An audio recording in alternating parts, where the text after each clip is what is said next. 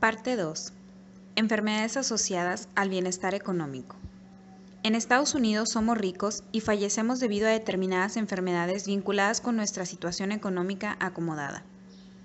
Comemos como reyes y reinas todos los días de la semana y esto nos mata.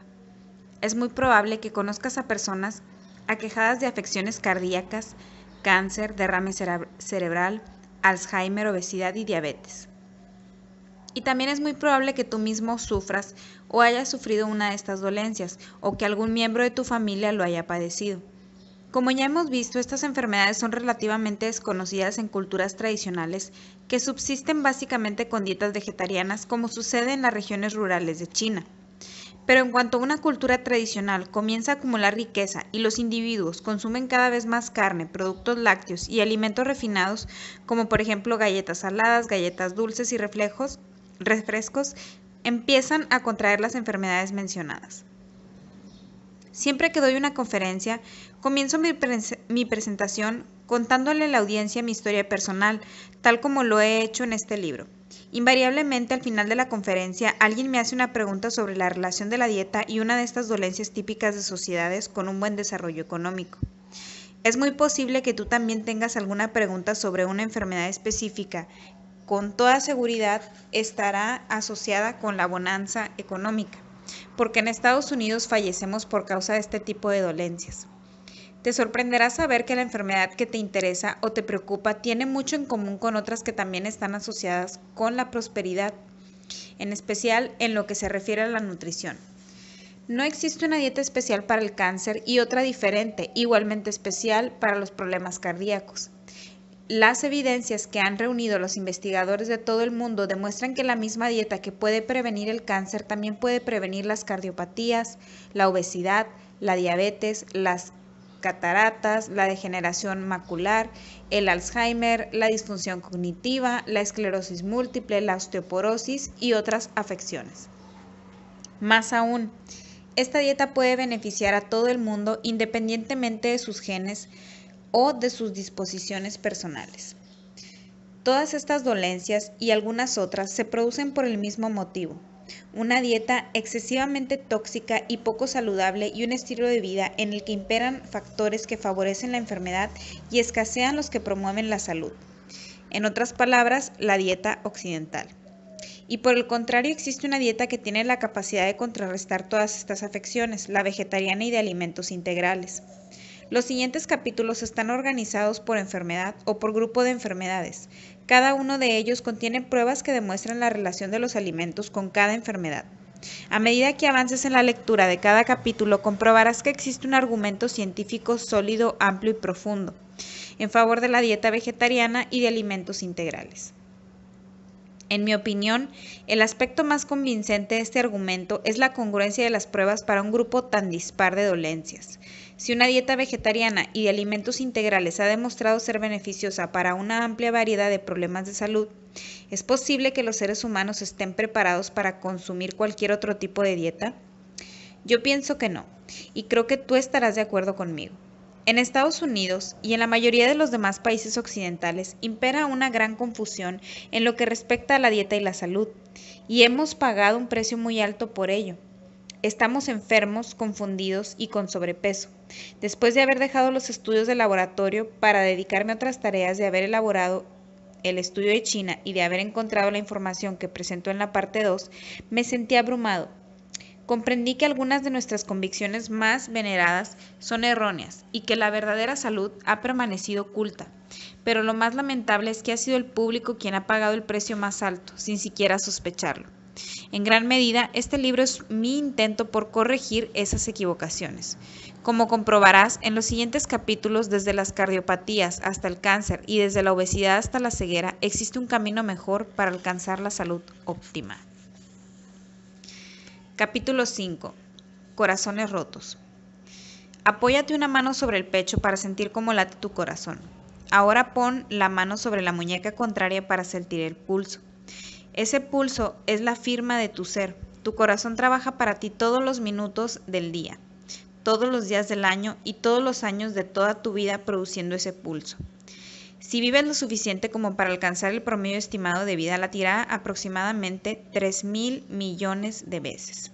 Ahora dedica unos instantes a considerar que durante el tiempo que estabas leyendo el párrafo anterior, una de las arterias del corazón de prácticamente un estadounidense se ha ocluido, ha bloqueado el flujo sanguíneo y ha iniciado un proceso rápido de muerte celular y tisular. Este proceso es más conocido como infarto.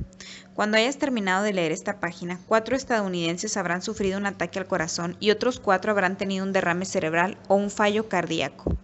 Durante las próximas 24 horas, 3.000 padecerán un ataque cardíaco, casi el mismo número de personas que fallecieron en los ataques terroristas del 11 de septiembre del 2011. El corazón es el eje de la vida, y en Estados Unidos es con mayor frecuencia el eje de la muerte.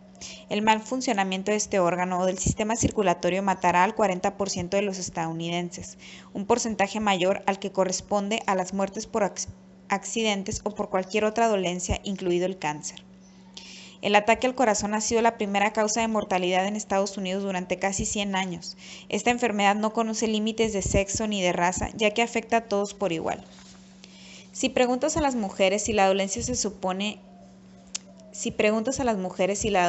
supone el mayor riesgo para ellas es el ataque cardíaco o el cáncer de mama, la mayoría de ellas no dudarán en responder que es el cáncer de mama. Sin embargo, se equivocarían. El índice de mortalidad femenina por ataque cardíacos es 8 veces superior al que corresponde el cáncer de mama. Sí existe un juego norteamericano, es el béisbol, un postre norteamericano, la tarta de manzanas y una enfermedad norteamericana, el ataque cardíaco. Cualquiera puede padecer una cardiopatía. En 1950 se podía ver a Judy Holliday en la gran pantalla. Ben Hogan dominaba el mundo del golf. El musical South Pacific arrasaba en los premios Tony y el 25 de junio Corea del Norte invadía Corea del Sur. Este ataque sorprendió a la administración estadounidense, que sin embargo respondió rápidamente. A los pocos días, el presidente Truman envió tropas de infantería y pilotos de la Fuerza Aérea para hacer retroceder al ejército norcoreano. 3 años más tarde, en julio de 1953, se firmó un acuerdo formal de alto el fuego que dio por terminada la Guerra de Corea. Durante ese periodo, más de 30.000 soldados estadounidenses murieron en combate. Al final de la guerra, el Journal of the American Medical Association publicó un estudio científico que marcó un hito. Los investigadores médicos militares habían examinado el corazón de 300 soldados muertos en la Guerra de Corea. A los soldados, que tenían una edad media de 22 años, nunca les habían diagnosticado ningún problema cardíaco. Al diseccionar sus corazones, sin embargo, los investigadores hallaron impactantes evidencias de cardiopatías en un número muy elevado de casos. Al menos el 77.3% de los corazones examinados reveló una gran evidencia de enfermedades cardíacas. Ese porcentaje del 77.3% resultaba asombroso. En una época en la que nuestro asesino número 1 estaba envuelto en misterio, la investigación demostró claramente que las enfermedades cardíacas pueden producirse en cualquier momento de la vida. Más aún, que todo el mundo puede contraerlas. Estos soldados no eran teleadictos que pasaban horas frente al televisor, estaban en una excelente forma física y se encontraban en la plenitud de su vida. Desde entonces, muchos otros estudios han confirmado que las enfermedades cardíacas ocupan un lugar dominante entre los jóvenes norteamericanos. El ataque cardíaco. ¿Pero qué es una enfermedad cardíaca? Uno de los componentes claves es la placa arterial. La placa es una capa lipídica que contiene proteínas, grasas, incluido el colesterol, células del sistema inmunitario y otros componentes que se acumulan en las paredes interiores de las arterias coronarias. He oído decir a un cirujano que si pasas el dedo sobre una arteria cubierta por placa, tienes la misma sensación que cuando la deslizas por encima de una tarta de queso tibia. Cuando la placa empieza a recubrir las arterias coronarias, ya existe un cierto grado de enfermedad cardíaca.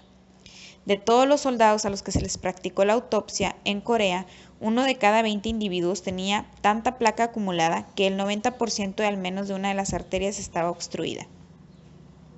Esto es como si dobláramos una manguera y luego regáramos un jardín sumamente seco con el hilito de agua resultante. ¿Cómo es que ninguno de estos soldados había sufrido un infarto? Después de todo, solo un 10% de la arteria se hallaba libre de placa, ¿Cómo podía ser suficiente? Resulta que si la placa se acumula lentamente sobre la pared interior de la arteria a lo largo de varios años, el flujo sanguíneo tiene tiempo para adaptarse. Piensa en la sangre fluyendo a través de tu arteria como un río embravecido. Si pones unas cuantas piedras en las márgenes de un río un día tras otro y durante varios años, así es como la placa se deposita sobre las paredes de la arteria. El agua encontrará otra forma de llegar a su destino. Quizá el río forme varios arroyos más pequeños que pasen por encima de las piedras o puede que fluya por debajo de ellas, formando túneles distintos. ¿Acaso el agua comience a circular por riachuelos laterales cambiando de ruta? Estos nuevos y minúsculos flujos de agua en torno a las piedras o a través de ellas se denominan colaterales.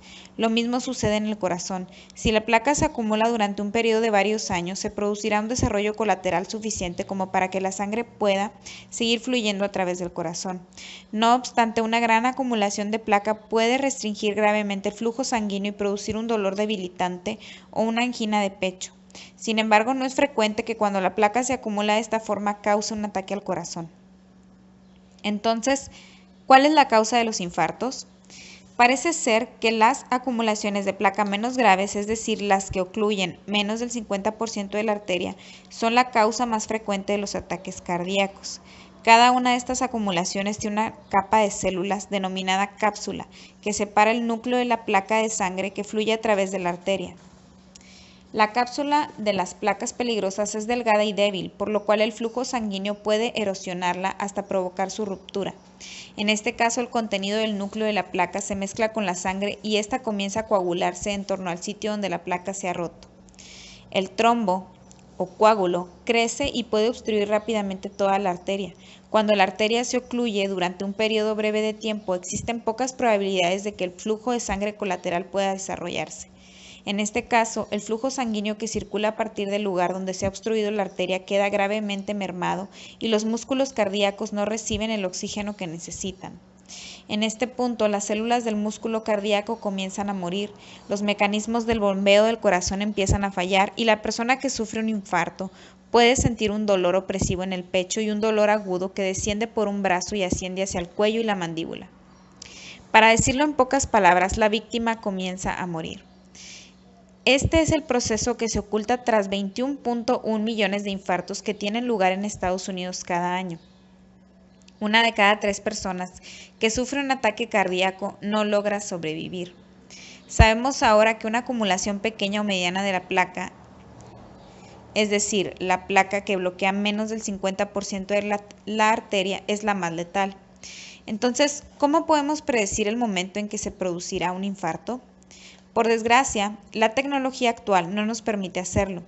No somos capaces de decir qué placa se romperá, cuándo se producirá la ruptura, ni tampoco lo grave que será. No obstante, lo que sí conocemos es nuestro riesgo relativo de sufrir un ataque cardíaco. Lo que una vez fue una muerte misteriosa que llegaba en el momento más productivo de la vida de una persona ha sido por fin desmitificada por la ciencia. Ningún estudio ha tenido una importancia tan grande que el estudio del corazón de Framingham. El Instituto Nacional del Corazón se creó después de la Segunda Guerra Mundial, con un modesto presupuesto y una misión difícil. Los científicos sabían que las placas de grasa que recubren las arterias de los corazones enfermos estaban compuestas por colesterol, fosfolípidos y ácidos grasos, pero ignoraban por qué y cómo se producían estas lesiones, y tampoco sabían exactamente de qué forma intervenían en los ataques cardíacos. En búsqueda de respuesta, el Instituto Nacional del Corazón decidió hacer un seguimiento de una población durante varios años, con el fin de elaborar expedientes médicos detallados de cada uno de los individuos de dicha población y comprobar cuál de ellos contraía una enfermedad cardíaca. Los científicos se dirigieron a Framingham, Massachusetts. Situada precisamente en las afueras de Boston, Framingham es una ciudad trascendental para la historia norteamericana. Los colonos europeos habitaron por primera vez esas tierras en el siglo XVIII. Con el paso de los años, la ciudad desempeñó un papel relevante en la Guerra de la Independencia de Estados Unidos, en los juicios de las brujas de Salem y en el movimiento abolicionista. Más recientemente, en 1948, se hizo más famosa aún. Más de 5.000 residentes, tanto hombres como mujeres, aceptaron que los científicos los estudiaran durante algunos años con el fin de aprender algo más sobre las enfermedades cardiovasculares. Y realmente aprendimos algo. Observando que individuos de dicha población contraían una enfermedad cardíaca y comprobando sus fichas médicas, el estudio del corazón de Flaminghat permitió desarrollar el concepto de factores de riesgo, tales como el colesterol, la tensión sanguínea, la actividad física, el hábito de fumar y la obesidad. Gracias a este estudio sabemos ahora que estos factores de riesgo desempeñan un papel sustancial en las cardiopatías. Los médicos han utilizado durante años el modelo de predicción de Flammingham para indicar qué individuos tienen un alto riesgo de contraer una enfermedad cardíaca. Desde que se realizó el estudio de Flammingham, se han publicado más de 1000 documentos científicos y el estudio, que todavía no ha concluido, ya ha examinado a 4 generaciones de habitantes de la ciudad. La joya del estudio de Flaminghat son sus hallazgos sobre el colesterol en sangre. En 1961 demostraron de un modo muy convincente que existía una fuerte correlación entre los niveles altos de colesterol en sangre y el ataque cardíaco. Los investigadores observaron que entre los hombres con niveles de colesterol que sobrepasaban los 244 mg sobre dl, miligramos por decilitro, la incidencia de la enfermedad cardíaca coronaria era más de 3 veces superior a la de aquellos que tenían niveles de colesterol inferiores a 210 mg sobre dl. La pregunta polémica de si los niveles de colesterol en sangre podían predecir la enfermedad cardíaca quedó completamente sepultada. Pero los niveles de colesterol marcan la diferencia. Ese mismo documento también demostró que la tensión sanguínea alta era un importante factor de riesgo para las enfermedades cardíacas. La importancia otorgada a los factores de riesgo inició una revolución conceptual. Al inicio de este estudio, la mayoría de los médicos sostenía que la enfermedad cardíaca era un desgaste inevitable del organismo y que poco se podía hacer al respecto. Nuestro corazón era considerado como un motor y se creía que a medida que nos hacíamos mayores, las piezas dejaban de funcionar correctamente y empezaban a producir fallos. No obstante, la idea de prevenir la enfermedad cardíaca adquirió validez rápidamente en cuanto se demostró que podíamos anticipar la enfermedad midiendo los factores de riesgo. Los investigadores escribieron que parece evidente que es necesario crear un programa de prevención. El mero hecho de reducir los factores de riesgo, como por ejemplo el colesterol en sangre y la tensión sanguínea, disminuye la posibilidad de contraer una enfermedad cardíaca. En Estados Unidos, colesterol y tensión sanguínea son términos muy conocidos por todos. Gastamos más de 30.000 millones de dólares anuales en fármacos para controlar estos factores de riesgo, así como también otros aspectos de las enfermedades cardiovasculares. Casi todo el mundo sabe ahora que puede prevenir un ataque cardíaco manteniendo sus factores de riesgo en los niveles adecuados. Hace solo unos 50 años hemos tomado conciencia de ello, y se lo debemos en gran medida a los científicos que elaboraron el estudio del corazón de Flammingham y a los individuos estudiados. Fuera de nuestras fronteras. Flammingham es el estudio del corazón más conocido que se ha hecho jamás. Sin embargo, únicamente constituye una parte del enorme volumen de investigaciones realizadas en Estados Unidos durante los últimos 60 años. Las primeras sacaron a la luz la alarmante conclusión de que teníamos uno de los índices más altos de enfermedades cardíacas de todo el mundo. El estudio publicado en 1959 comparaba los índices de mortalidad por enfermedades cardíacas coronaria en 20 países diferentes. Todos estos estudios investigaban las sociedades occidentalizadas. Si observamos las más tradicionales, podremos encontrar disparates más sorprendentes en lo que se refiere a la incidencia de las afecciones cardíacas. Los habitantes de Papua Nueva Guinea son un ejemplo que se destaca, ya que las enfermedades cardíacas son poco comunes en su sociedad. Seguramente recordarás que la incidencia de las cardiopatías en las regiones rurales de China era asimismo muy baja.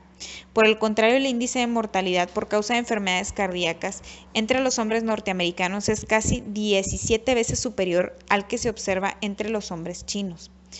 ¿Por qué los norteamericanos sucumbían más a las dolencias cardíacas en las décadas de los 60 y 70, considerando que este problema no podía afectar demasiado a gran parte del resto del mundo? Muy sencillo, porque dichas defunciones se debían a la alimentación.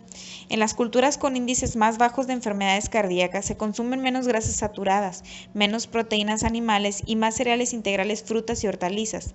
En otras palabras, subsisten básicamente con alimentos de origen vegetal, mientras nosotros consumimos una enorme cantidad de alimentos de origen animal. Pero podría ser un grupo determinado fuera más propenso a contraer enfermedades cardíacas debido a sus antecedentes genéticos? Sabemos que este no es el caso, porque en un grupo de la misma herencia genética existe una relación similar entre la dieta y la enfermedad. Por ejemplo, los hombres japoneses que viven en Hawái o en California presentan un nivel muy superior del colesterol en sangre y una mayor incidencia de enfermedades coronarias que los japoneses que viven en Japón. Como parece evidente, la causa se debe a factores medioambientales, puesto que la mayoría de las personas tienen la misma herencia genética. El hábito de fumar tampoco es determinante, dado que los hombres fumadores que residían en Japón contraían menos enfermedades coronarias que los japoneses que vivían en Estados Unidos. Los investigadores señalaron la dieta, afirmando que el colesterol en sangre aumentaba con la ingesta de grasas saturadas, proteínas animales y colesterol a través de la dieta. En la otra cara de la moneda, el colesterol en sangre revelaba una asociación negativa con la ingesta de carbohidratos complejos. En términos simples, los alimentos de origen animal estaban vinculados a mayores niveles de colesterol en sangre, mientras que los de origen vegetal se asociaban con niveles bajos. Este estudio apuntaba claramente a la dieta como una de las causas posibles de las enfermedades cardíacas. Más aún, los resultados de las fases tempranas de la investigación bosquejaban una explicación muy coherente. Cuanto mayor es el consumo de grasas saturadas y colesterol como indicadores de la ingesta de alimentos de origen animal, mayor es el riesgo de contraer una enfermedad cardíaca. Y a medida que otras culturas han empezado a alimentarse al estilo norteamericano, los índices de las cardiopatías se han disparado. En épocas más recientes, los índices de mortalidad por afecciones cardíacas de diversos países superan a los de Estados Unidos. Una investigación adelantada a su época. De manera que ahora sabemos que la enfermedad cardiovascular y cuáles son los factores que determinan el riesgo de contraerla. Pero, ¿qué hacemos una vez que se ha declarado? Cuando el estudio del corazón de Framingham acababa de empezar, ya había médicos que intentaban imaginar cómo tratar las enfermedades cardíacas, en lugar de limitarse a prevenirlas. Estos investigadores se adelantaron a su tiempo de diversas maneras, porque sus intervenciones, que eran los programas de tratamiento más innovadores y exitosos de la época, utilizaban la tecnología menos avanzada que existía, el cuchillo y el tenedor. Estos médicos tomaron nota de las investigaciones que se estaban realizando en aquel momento e hicieron algunas asociaciones basadas en el sentido común. Observaron que un consumo excesivo de grasa y colesterol causaba aterosclerosis, endurecimiento de las arterias y acumulación de placa en los animales de laboratorio. El colesterol de los alimentos aumentaba el colesterol en sangre. Altos niveles de colesterol en sangre podían producir o provocar enfermedades cardíacas, y la mayor parte de la población mundial no padecía este tipo de dolencias, es decir, las culturas con patrones nutricionales radicalmente diferentes donde se consumía menos grasa y colesterol. Por lo tanto, decidieron intentar incidir en la enfermedad de sus pacientes a través de una dieta con bajo contenido en grasa y colesterol. Uno de los médicos más progresistas fue el Dr. Lester Morrison, de Los Ángeles. En 1946, 2 años antes del estudio de Framingham, comenzó un estudio con el propósito de determinar la relación entre la ingesta de grasas a través de la dieta y la incidencia de la aterosclerosis. En él indicó a 50 individuos que habían sobrevivido a un infarto que mantuvieron su dieta normal, y paralelamente recomendó una dieta experimental a otros 50 pacientes que igualmente habían sufrido un infarto. El Dr. Morrison redujo el consumo de grasas y colesterol en el grupo de la dieta experimental. Uno de los menús recomendados permitía al paciente ingerir una pequeña cantidad de carne 2 veces al día, 60 gramos de cordero asado frío con jalea de menta, para la comida y otros 60 gramos de carne magra para la cena. Aunque el cordero asado frío con jalea de menta te entusiasmara, no podías abusar de él. De hecho, la lista de alimentos prohibidos de la dieta experimental era bastante larga e incluía sopas en crema, cerdo, carnes grasas, grasas animales, leche entera, nata, mantequilla y yemas de huevo, así como panes y postres confeccionados con mantequilla, huevos enteros y leche entera. ¿Qué fue lo que se consiguió con esta dieta progresista? Después de 8 años, solo 12 de los 50 individuos que consumían la dieta normal norteamericana estaban vivos. En el grupo de la dieta experimental seguían viviendo 28, un 56%, prácticamente 2 veces y media la cantidad de supervivientes del grupo de control. Al cabo de 12 años, todos los pacientes del grupo de control habían fallecido. Sin embargo, 19 sujetos del grupo de la dieta especial seguían viviendo. lo que significa una tasa de supervivencia del 38%. Lamentablemente también morían muchas de las personas incluidas en el grupo de la dieta experimental. Si bien es evidente que conseguían aplazar temporalmente su enfermedad por el hecho de consumir una cantidad moderadamente inferior de alimentos de origen animal y más de origen vegetal. En 1946, fecha en que se inició este estudio, muchos científicos pensaban, como he comentado anteriormente, que las enfermedades cardíacas eran una parte inevitable del envejecimiento y que no había mucho que se pudiera hacer al respecto. El Dr. Morrison no las curó, pero demostró que algo tan simple como la dieta podía alterar significativamente su desarrollo, incluso en un estado muy avanzado en el cual el enfermo esté a punto de sufrir un ataque cardíaco. Aproximadamente en la misma época, otro grupo de investigadores demostró algo muy similar. Un equipo de médicos del norte de California administró una dieta baja en grasas y en colesterol a un grupo más numeroso de pacientes que padecían una enfermedad cardiovascular avanzada. Descubrieron que el índice de mortalidad de los que seguían esta dieta era 4 veces inferior al de los pacientes que no la consumían. Estaba claro que había una esperanza. Las enfermedades cardíacas no eran el inevitable resultado de la vejez, y por otra parte una dieta con bajo contenido en grasas y colesterol podía prolongar notablemente la vida de una persona quejada de una afección cardiovascular avanzada. Se trataba de un progreso extraordinario en el conocimiento del asesino número 1 de Estados Unidos. Esta nueva forma de entender la enfermedad señalaba también a la dieta y a otros factores medioambientales como las piezas centrales para combatirla. Sin embargo, todos los debates sobre la dieta estaban casi centrados en las grasas y el colesterol. Estos dos componentes nutricionales comenzaron a ser por sí mismos los malos de la película. Sabemos ahora que la atención prestada a la grasa y al colesterol no estaba bien enfocada. Lo que nadie estaba dispuesto a admitir era que ambos eran meros indicadores de la ingesta de alimentos de origen animal.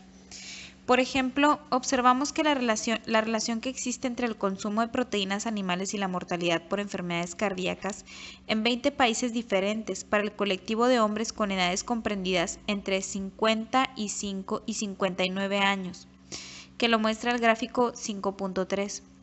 Este estudio sugiere que cuando mayor es el consumo de proteínas animales, más probabilidades hay de contraer una enfermedad cardiovascular.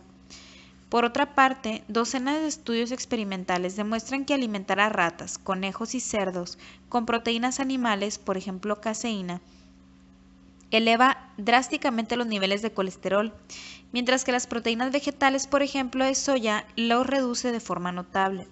Los estudios con personas no solamente reflejan estos hallazgos, sino que también indican que consumir proteínas vegetales es aún más eficaz para reducir los niveles de colesterol que disminuir la ingesta de alimentos ricos en grasa o en colesterol.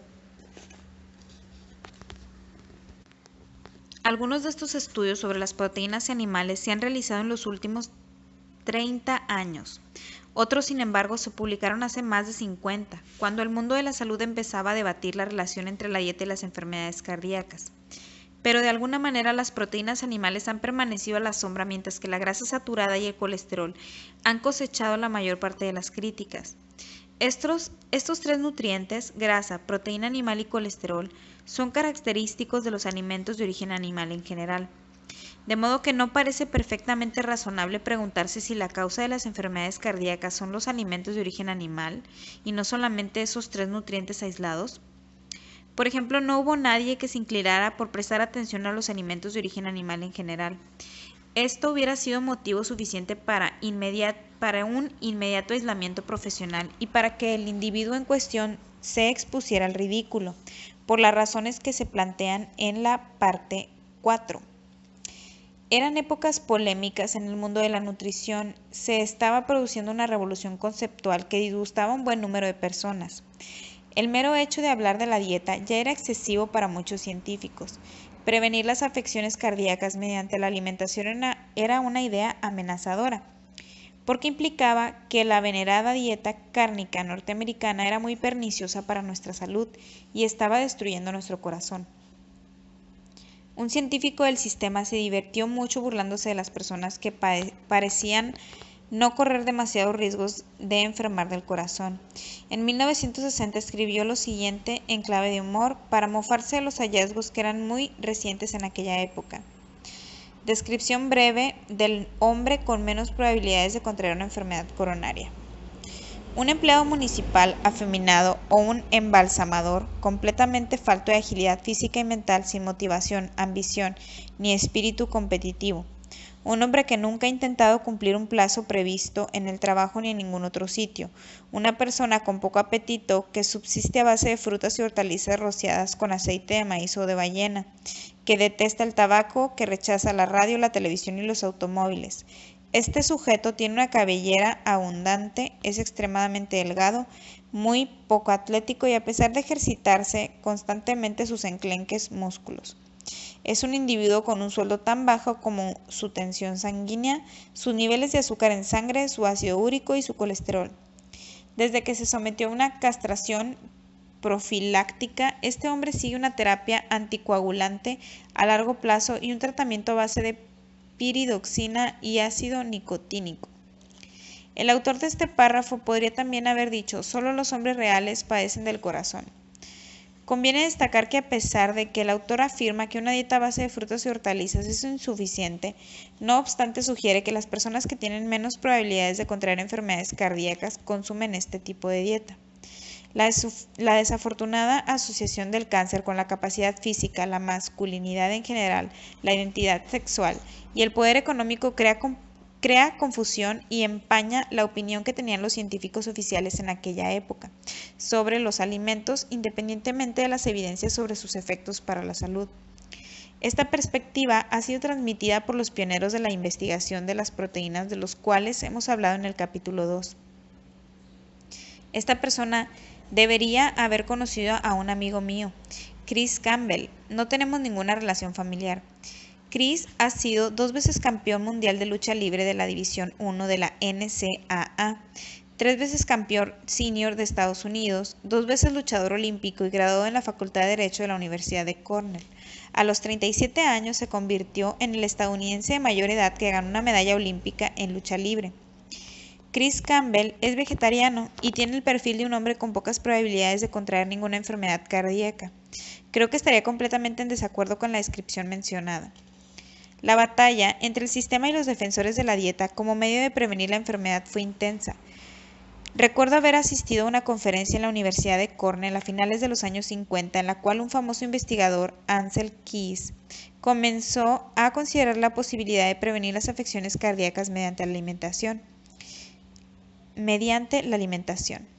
Algunos científicos ahí presentes se limitaron a sacudir la cabeza con escepticismo, afirmando que la dieta no podía ejercer ninguna influencia sobre las enfermedades cardiovasculares. En aquella década en la que se empezaba a investigar este tipo de dolencias, se entabló una acalorada batalla personal y la primera víctima fue la actitud abierta, libre de prejuicios. Historia reciente. Hoy en día, esta batalla épica entre los defensores del sistema y los defensores de la dieta sigue siendo igual de intensa. No obstante, se han producido cambios significativos en el panorama de las afecciones cardíacas. ¿Hasta dónde hemos llegado? ¿Cómo y qué hemos hecho para combatir las enfermedades? En general, se ha producido el status quo. A pesar de que la dieta tiene el potencial para prevenir la enfermedad, gran parte de los tratamientos de pacientes que sufren una cardiopatía en estado avanzado se ha basado en intervención química o médica. Se le ha dado la espalda a la alimentación y la cirugía y los fármacos, los dispositivos electrónicos y los nuevos instrumentos de diagnóstico le han arrebatado el primer plano. Ahora tenemos la cirugía bypass coronario, en la que se reemplaza una parte de la arteria enferma por una sana, creando una ruta de derivación para eludir la placa más peligrosa de la arteria. La cirugía final es, por supuesto, el trasplante de corazón, una intervención en la cual en ocasiones se puede llegar a implantar un corazón artificial. También contamos con un procedimiento que no requiere abrir el tórax, la angioplastía coronaria. Consiste en introducir un pequeño globo que se infla en el interior de la arteria obstruida con el fin de empujar la placa contra la pared arterial y abrir un pasaje por el cual pueda circular un flujo sanguíneo mayor. Disponemos de desfibriladores para reanimar el corazón, de marcapasos y técnicas de imagen muy precisas que nos permiten observar las arterias individuales sin tener que exponer el corazón a ningún peligro. Los últimos 50 años han sido una verdadera celebración de productos químicos y tecnología en oposición a la dieta y la prevención.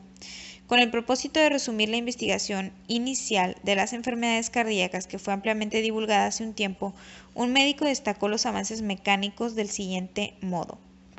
Existía la esperanza de que el poder de la ciencia y la ingeniería desarrollado después de la Segunda Guerra Mundial pudiera aplicarse en esta batalla contra las afecciones cardíacas. Los enormes progresos en ingeniería mecánica y electromecánica producidos por la guerra parecían adecuados para el estudio del sistema cardiovascular. Es innegable que se han hecho algunos avances relevantes que pueden ser responsables de que el índice actual de mortalidad por cardiopatía sea un 58% inferior al de 1940. Una reducción del 58% parece ser una gran victoria para la tecnología y los fármacos. Uno de los mayores logros es que hoy en día las víctimas de ataques cardíacos reciben menos tratamientos en las salas de urgencia de los hospitales. En 1970, si eras mayor de 65 años, habías sufrido un ataque al corazón y habías tenido la fortuna de llegar vivo al hospital, tenías un 38% de probabilidades de morir. En la actualidad, la probabilidad de fallecer en las mismas condiciones es de solo un 15%. La atención en las salas de urgencia ha mejorado de forma sustancial y como consecuencia se salvan muchas vidas. Además, el número de fumadores ha disminuido de forma constante, lo cual a su vez reduce nuestro índice de mortalidad por enfermedades cardiovasculares. Teniendo en cuenta los avances hospitalarios, los dispositivos médicos y los fármacos que se han abierto, el menor número de fumadores y la mayor cantidad de opciones quirúrgicas, es evidente que tenemos motivos para alegrarnos.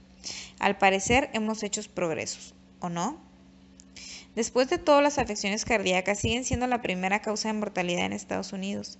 Cada 24 horas, casi 2.000 estadounidenses perecen por este motivo.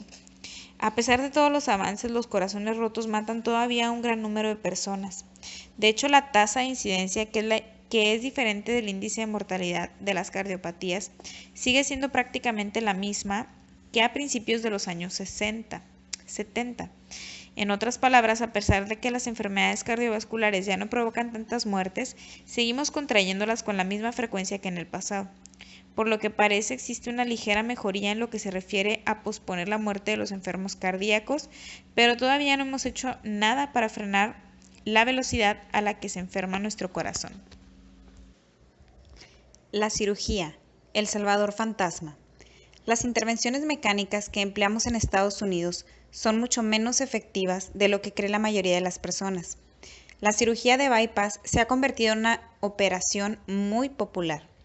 En 1990 se realizaron 38,000, lo que significa que prácticamente uno de cada 750 estadounidenses se sometió a esta cirugía extrema. Durante la intervención, se divide el esternón del paciente, se conduce el flujo sanguíneo mediante una serie de pinzas, bombas y máquinas y se selecciona una vena de la pierna o una arteria del pecho, que luego se cose en la parte enferma del corazón, permitiendo de este modo que el flujo sanguíneo rodee las arterias más obstruidas. Los costes son elevadísimos. Más de 1 de cada 5 pacientes fallecen debido a las complicaciones, durante un procedimiento que cuesta $46,000. Otros efectos secundarios incluyen el infarto, las complicaciones respiratorias, las hemorragias, las infecciones, la tensión sanguínea alta y el derrame cerebral. Después de colocar pinzas en los vasos situados en torno al corazón para mantenerlos cerrados, la placa se separa de las paredes interiores y la sangre transporta estos residuos hacia el cerebro, donde causa numerosos mini derrames. Los investigadores que compararon la capacidad intelectual de los pacientes antes y después de la intervención descubrieron que un porcentaje muy alto de ellos, un 79%, evidenciaba un deterioro en algún aspecto de la función cognitiva, 7 días después de la operación. ¿Por qué nos exponemos a esto? El beneficio más importante de este procedimiento es que elimina la angina o el dolor del pecho. Alrededor del 70-80% de los pacientes sometidos a una cirugía de bypass ya no sufrirá ese dolor agobiante durante un año, pero este beneficio no es duradero. Al cabo de 3 años de la intervención, hasta un tercio de los pacientes volverá a padecerlo. Pasados 10 años, la mitad de ellos habrá fallecido o sufrido un infarto o volverá a sentir dolor en el pecho. Los estudios a largo plazo indican que solo ciertos subconjuntos de pacientes cardíacos viven más tiempo gracias a la intervención. Más aún, estos estudios demuestran que los pacientes se someten a una cirugía de bypass no sufren menos infartos que aquellos que no han sido operados. ¿Recuerdas qué clase de placa causaba los ataques cardíacos? Las formaciones fatales son las de las pequeñas y menos estables, que tienden a romperse. No obstante, la operación de bypass coronaria se concentra en las placas más grandes y visibles, que pueden ser responsables del dolor de pecho, pero no de los infartos. La angioplastía es un caso similar. El procedimiento es caro y supone riesgos importantes. Después de identificar las zonas blanqueadas de una arteria coronaria, se inserta un globo en ella. Una vez que se ha introducido completamente, el globo se infla y empuja la placa contra las paredes de la arteria, permitiendo así que circule más sangre. Durante la angioplastía, aproximadamente 1 de cada 16 pacientes experimenta un cierre abrupto del vaso, que puede producir la muerte. Sufrirá un ataque cardíaco o requerirá una operación de bypass de urgencia. Suponiendo que no sucediera nada semejante, todavía hay muchas probabilidades de que fracase el procedimiento. Transcurridos 4 meses, el 40% de las arterias que fueron forzadas a abrirse volverán a ocluirse, anulando el procedimiento. Si excluimos estos resultados desafortunados, la angioplastía es muy eficaz y proporciona un alivio temporal del dolor de pecho. Sin embargo, no trata las obstrucciones de menor tamaño que, como mencioné, son las que tienen más probabilidades de provocar el ataque cardíaco. Por lo tanto, si los examinamos más de cerca, nuestros aparentes avances mecánicos en el campo de las enfermedades cardiovasculares son realmente decepcionantes. La cirugía de bypass y la angioplastia no resuelven las causas de las afecciones cardíacas, ni previenen los infartos y solo prolongan la vida de los pacientes cardíacos más graves. ¿Qué es lo que está ocurriendo? A pesar de las relaciones positivas en torno a los últimos 50 años de investigación de las enfermedades cardiovasculares, debemos cuestionar si realmente estamos ganando esta batalla. Quizá deberíamos preguntarnos si es necesario hacer algo diferente. Por ejemplo, ¿qué sucedió con las lecciones sobre la dieta que aprendimos hace 50 años y con los tratamientos basados en la nutrición que descubrió el Dr. Morrison y que ya he mencionado? Esos descubrimientos parecen haberse evaporado. Yo conocí las investigaciones de los años 40 y 50 muy recientemente.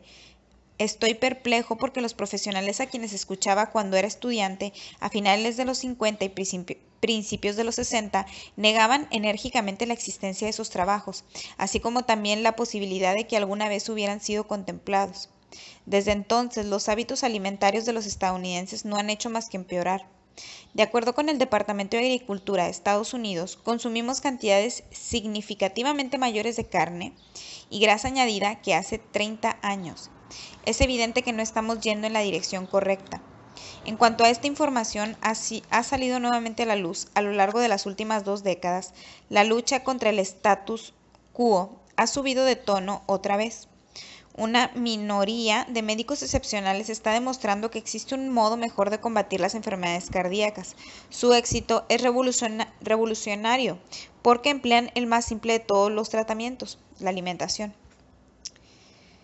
El Dr. Caldwell B. Esselstyn, Jr. Si te preguntaran dónde se encuentra el mejor centro para enfermos cardíacos del país e incluso del mundo, ¿qué ciudad nombrarías? ¿Nueva York? ¿Los Ángeles? Chicago, una ciudad de Florida donde se concentran las personas mayores. Resulta que, de acuerdo con el US News and World Report, el mejor centro médico para afecciones cardíacas está en Cleveland, Ohio. Los pacientes acuden a la clínica Cleveland desde todas las partes del mundo para recibir los tratamientos más avanzados que son administrados por médicos muy prestigiosos. Uno de los médicos que trabajan en la clínica, el Dr. Caldwell B. Esselstyn, Jr., tiene un currículum extraordinario. Cuando era estudiante en la Universidad de Yale, participó como remero en las Olimpiadas de 1956, donde ganó una medalla de oro. Después de formarse en la clínica Cleveland, ganó la estrella de bronce como cirujano del ejército en la Guerra de Vietnam.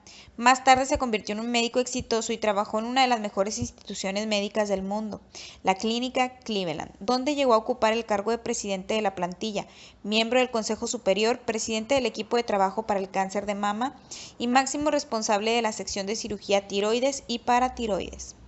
Tras publicar más de 100 documentos científicos en 1994-1995, el Dr. Elsenstein fue incluido en la lista de los mejores médicos de Estados Unidos. Conozco personalmente a este hombre y tengo la sensación de que ha conquistado la excelencia en casi todo lo que ha hecho en su vida. Ha llegado a la cima del éxito tanto en su vida profesional como personal y lo ha hecho con elegancia y humildad. La cualidad que más admiro del Dr. Elsenstein no es su currículum, ni tampoco sus premios, sino su honesta búsqueda de la verdad. Ha tenido el coraje de enfrentarse a los valores del sistema. El Dr. Elsenstein organizó la segunda Conferencia Nacional sobre la acción de los lípidos en la eliminación y prevención de las enfermedades arteriales y coronarias, a la que tuvo la amabilidad de invitarme a participar. Para esa ocasión escribió: después de trabajar 11 años como cirujano, me ha desilusionado el tratamiento paradigmático de la medicina norteamericana para las enfermedades cardíacas y el cáncer. El tratamiento de este último ha cambiado muy poco desde hace 100 años. Tampoco se ha realizado ningún esfuerzo concienzudo para prevenir el cáncer ni las enfermedades cardiovasculares. Sin embargo, considero que la epidemiología de estas dolencias nos va a llevar a reflexionar. 3/4 partes de las personas que habitan en este planeta no han contraído enfermedades cardiovasculares, un hecho que se halla estrechamente vinculado a la dieta. El Dr. Elsenstein volvió a analizar la práctica médica convencional. Consciente de que las intervenciones médicas, angiográficas y quirúrgicas solo tratan los síntomas de las enfermedades cardiovasculares y convencido de que es necesario encontrar un enfoque completamente diferente para los tratamientos, decidió ensayar los efectos de una dieta de frutas, verduras y alimentos integrales en individuos con afecciones coronarias declaradas, administrando a sus pacientes una dosis mínima de medicación para reducir los niveles de colesterol y una dieta vegetariana muy baja en grasas, consiguió obtener los resultados más espectaculares en el tratamiento de las enfermedades cardiovasculares. El Dr. Elsenstein comenzó su estudio en 1985 con el objetivo primordial de reducir el colesterol en sangre de los enfermos hasta un valor inferior a 159 mg/dl. Solicitó a cada uno de ellos que apuntaran diario todos los alimentos que consumían y se reunió con sus pacientes cada 2 semanas, durante un periodo de 5 años para conversar sobre el proceso, hacer análisis de sangre, controlar la tensión arterial y el peso corporal. El mismo día de la reunión, los telefoneaba para comunicarles los resultados de los análisis y preguntarles personalmente cómo llevaban la dieta. Además, todos sus pacientes se reunían varias veces al año para hablar del programa, hacer vida social e intercambiar información, lo que resultaba muy útil para todos ellos. En otras palabras, el Dr. Elsenstein era un médico diligente y comprometido que apoyaba a sus pacientes, y su relación personal con ellos era a la vez compasiva y severa. Él y su esposa Ana consumían la misma dieta que recomendaba a sus pacientes, una dieta que carecía de grasas añadidas y prácticamente cualquier tipo de producto de origen animal. Él y sus colegas informaron: los participantes debían evitar los aceites, la carne, el pescado, las aves, los productos lácteos, excepto la leche y el yogur desnatado. Cuando los pacientes llevaban unos 5 años en el programa, el doctor les sugería que dejaran de consumir leche y yogur desnatados. Un total de 5 individuos se retiraron del estudio durante los 2 primeros años. Quedaron 18. Estos 18 pacientes habían llegado a la consulta del Dr. Elsenstein aquejados de una enfermedad grave. Durante los 8 años que precedieron el estudio, esas 18 personas habían sufrido 49 eventos coronarios, entre ellos angina de pecho, cirugía de bypass, infarto, derrame cerebral y angioplastía. No eran corazones sanos. Suponemos que el pánico que habían experimentado al enfrentarse a una muerte prematura los había motivado a sumarse al estudio. Estos 18 pacientes consiguieron un éxito extraordinario. Al inicio del estudio, el nivel medio de colesterol de los pacientes era de 246 mg/dl. Durante el transcurso del estudio, el colesterol medio se redujo a 132 mg/dl. muy por debajo del objetivo de 150 mg sobre dl. Sus niveles de colesterol malo o LDL descendieron radicalmente. Sin embargo, el resultado más impresionante no fueron los niveles de colesterol en sangre, sino la cantidad de eventos coronarios que tuvieron lugar desde el inicio del estudio. Durante los 11 años y siguientes, solo se produjo un evento coronario entre los 18 pacientes que seguían la dieta. Ese único evento le ocurrió a un paciente que abandonó la dieta durante 2 años.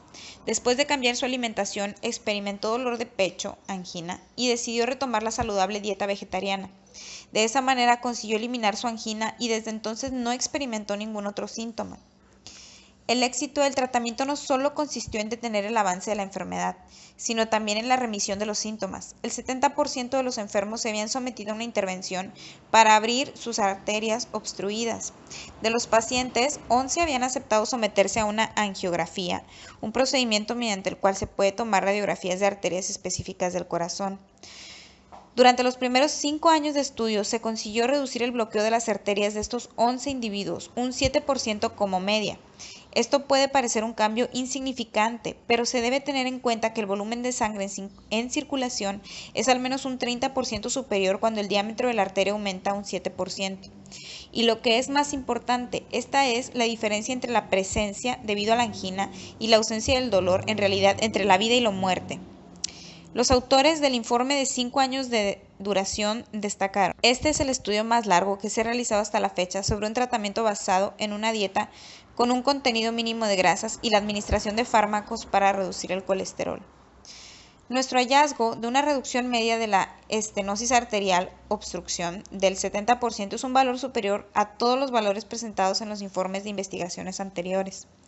Hubo un médico que mostró un interés particular por el estudio del Dr. Elsenstein. Solo tenía 44 años y se consideraba un hombre sano. Cuando descubrió que padecía un problema cardíaco que culminó en un infarto debido a la naturaleza de su enfermedad, no había nada que la medicina convencional pudiera ofrecerle sin riesgo. Decidió consultar al Dr. Elsenstein y sumarse a su programa nutricional. Transcurridos 32 meses, consiguió revertir su enfermedad cardíaca y reducir su colesterol en sangre hasta 89 mg sobre dl sin tomar ninguna medicación. A continuación, presento una dramática imagen de la arteria enferma de este paciente, antes y después de seguir la dieta recomendada por el Dr. Elsenstein, en el gráfico 5.4. La parte clara del dibujo es el flujo de sangre que atraviesa una arteria. La figura de la izquierda tiene una sección marcada por un paréntesis en la cual la gravedad de la enfermedad coronaria reducía el flujo de sangre que circulaba por la arteria. La obstrucción de dicha arteria remitió después de adoptar la dieta vegetariana y de alimentos integrales, restituyendo los estragos causados por la afección y permitiendo la circulación del flujo sanguíneo, tal como se ve en la figura de la derecha. ¿Es posible que el Dr. Elsenstein se topara con un grupo afortunado de pacientes? La respuesta es no. Interrumpo aquí la lectura para describirles la imagen que se aprecia en este libro. Dice gráfico 5.4, arteria coronaria antes y después de adoptar una dieta vegetariana, y claramente se ve como de un lado, o sea, del lado izquierdo, está una vena que se mira en muy mal estado, o sea, obstruida, y luego del lado derecho se ve una vena fuerte, una vena gruesa, y esto es el antes y el después. Es impresionante. En el libro del Dr. Elsenstein, esta fotografía es una fotografía que lo hizo muy, muy famoso. Voy a continuar con la lectura.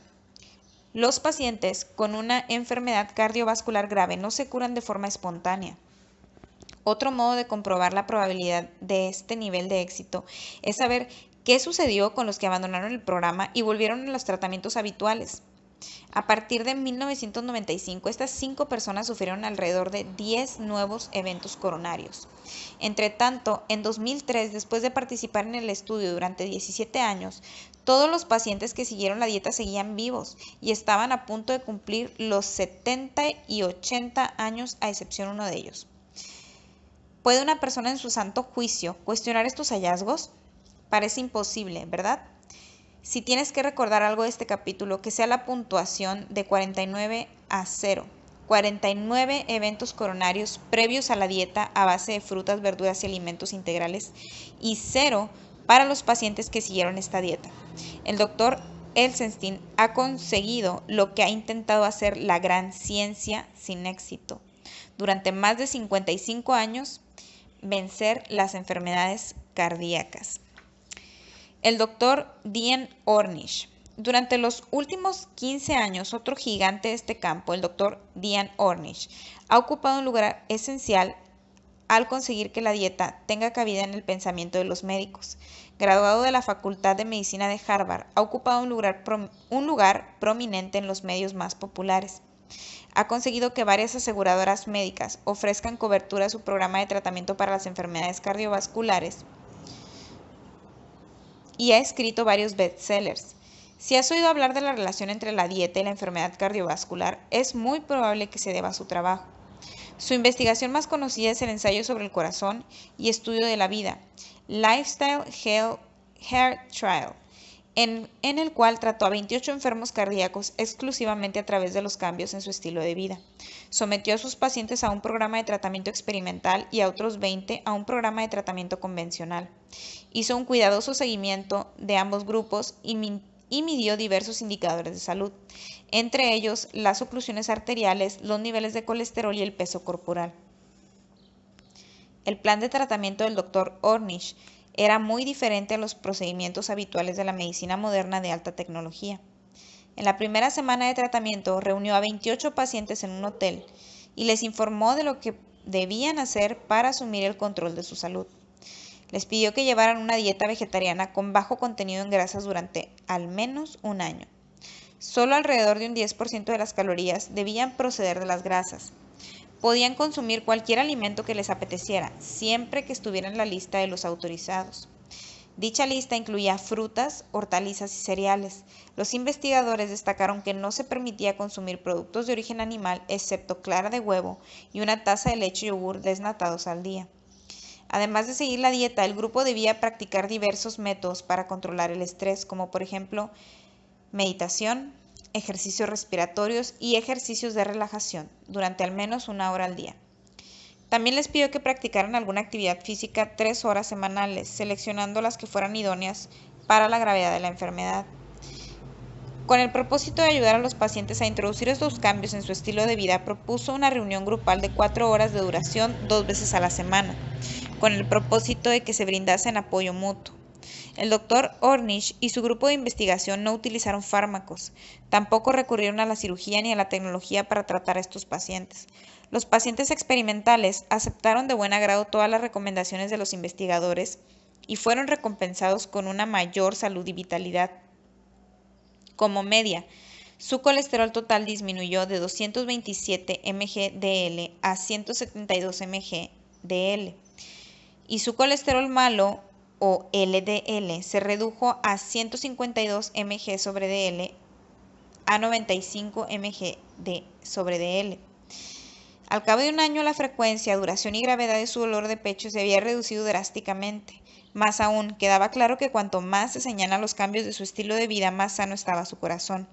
Los pacientes que más se comprometieron con el programa durante el transcurso del año comprobaron que las obstrucciones de sus arterias habían disminuido más de un 4%. Este porcentaje puede parecer insignificante, pero no olvides que la enfermedad cardíaca se desarrolla durante toda la vida. De manera que un cambio del 4% en un solo año es un resultado fantástico. En total, el 82% de los pacientes del grupo experimental consiguió mejorar su salud al cabo de un año de tratamiento. El grupo de control que recibió los cuidados convencionales no salió tan bien parado. El dolor de pecho empeoró en términos de frecuencia, duración y gravedad. Por ejemplo, mientras en el grupo experimental la frecuencia del dolor de pecho disminuyó en un 91%, en el de control se observó un aumento del 165%. Sus niveles de colesterol fueron considerablemente peores que los de los pacientes experimentales y también se agravaron las obstrucciones de sus arterias. Entre los que estuvieron menos atentos a los cambios de la dieta y del estilo de vida, durante un transcurso de un año, los bloqueos arteriales aumentaron de tamaño en un 8%. Creo que gracias a los doctores Ornish y Elsenstein, así como otros médicos que los precedieron, como el Dr. Morrison, hemos encontrado el enlace estratégico para nuestro plan de Barra contra la enfermedad cardíaca. Sus tratamientos centrados en la dieta no solo consiguen aliviar los síntomas de dolor de pecho, sino que también tratan las causas de la enfermedad y pueden eliminar futuros eventos coronarios. No existe tratamiento quirúrgico ni químicos para las afecciones cardiovasculares cuyos logros se puedan comparar con estos impresionantes resultados, ni en la clínica Cleveland ni en ningún otro sitio. El futuro. El futuro está lleno de esperanza. Tenemos todos los conocimientos suficientes como para prácticamente erradicar las enfermedades cardiovasculares. No solo sabemos cómo prevenirlas, sino también cómo tratarlas con éxito. No necesitamos abrirnos el pecho para desobstruir nuestras arterias, ni tampoco poderosos fármacos circulando por nuestra sangre durante toda la vida. Tomando los alimentos correctos, podemos conseguir que nuestro corazón se mantenga sano. El siguiente paso es poner en práctica este enfoque nutricional a gran escala, que es exactamente la tarea actual del Dr. Diane Ornish. Su equipo de investigación ha comenzado el proyecto de demostración del estilo de vida en múltiples centros, y esta iniciativa representa el futuro de los tratamientos para las enfermedades cardíacas. Se han formado varios equipos de profesionales de la salud, de 8 emplazamientos diferentes, para tratar a pacientes cardíacos con el programa de intervención en el estilo de vida elaborado por el Dr. Ornish. Los pacientes elegidos son aquellos que padecen una enfermedad cardiovascular lo suficientemente grave como para recurrir a cirugía.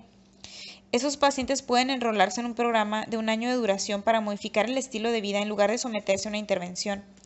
Dicho programa se inició en 1993 y en 1998 ya había 40 planes de cobertura para costear los tratamientos de los pacientes seleccionados. Desde 1998, casi 200 personas han participado en el proyecto del estilo de vida y los resultados han sido espectaculares. Tras 1 año de tratamiento, el 65% de los pacientes se liberaron del dolor de pecho y además el efecto fue duradero. Al cabo de 3 años, el síntoma no volvió a manifestarse en más del 60% de ellos.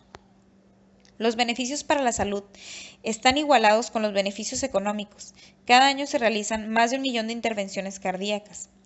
En 2002, el coste de los servicios médicos y los cuidados hospitalarios para pacientes cardíacos ascendió a $78.100 millones, esto sin incluir los costes de los medicamentos, de la atención sanitaria a domicilio, de los sanatorios o de las residencias para los enfermos.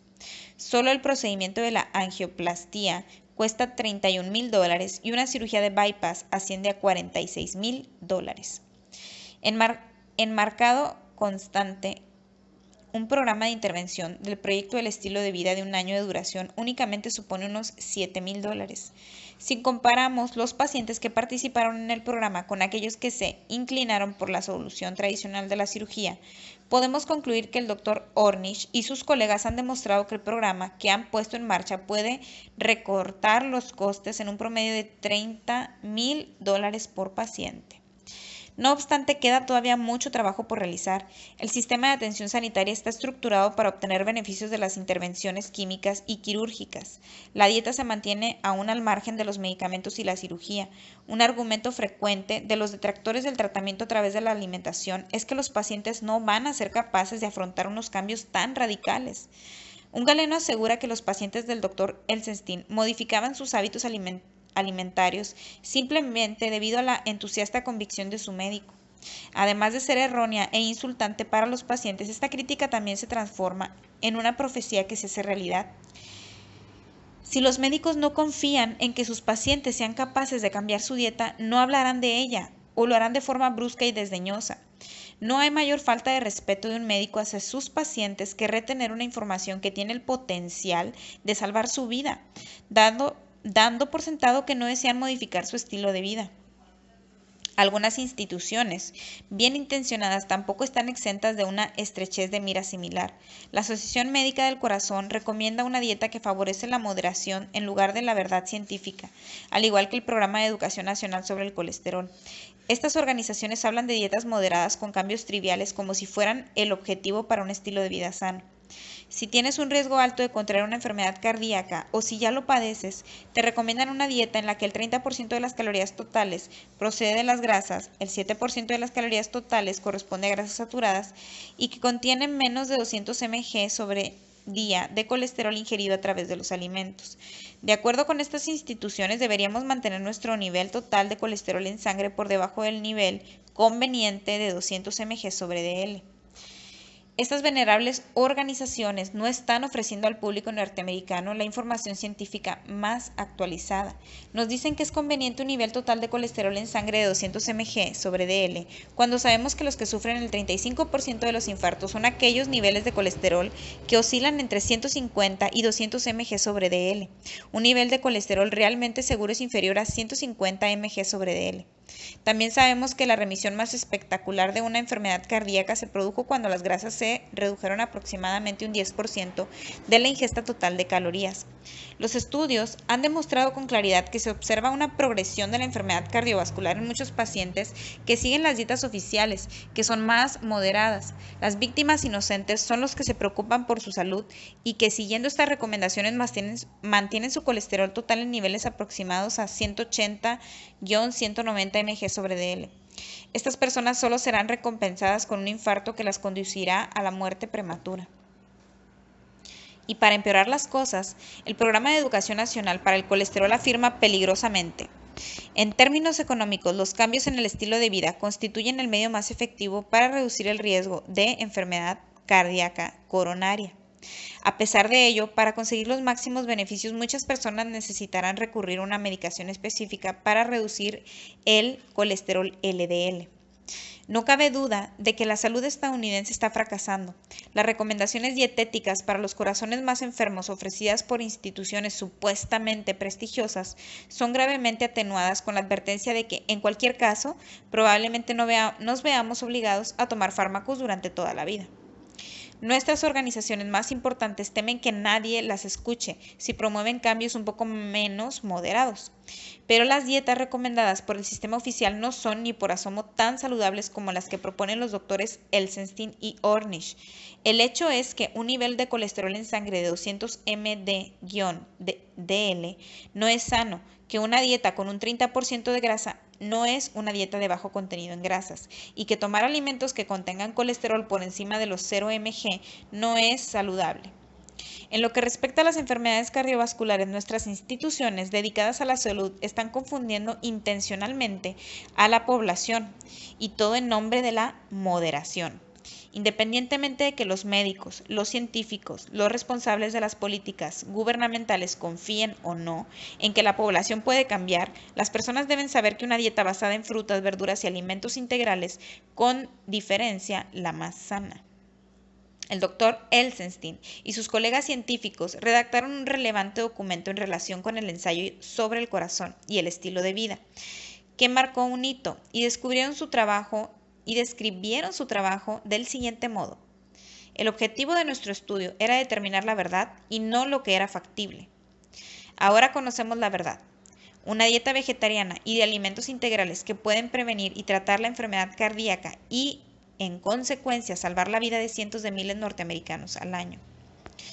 El doctor Castelli, durante muchos años director del estudio del corazón de Framingham, un pilar en la investigación de las enfermedades cardiovasculares, promueve una dieta vegetariana y de alimentos integrales.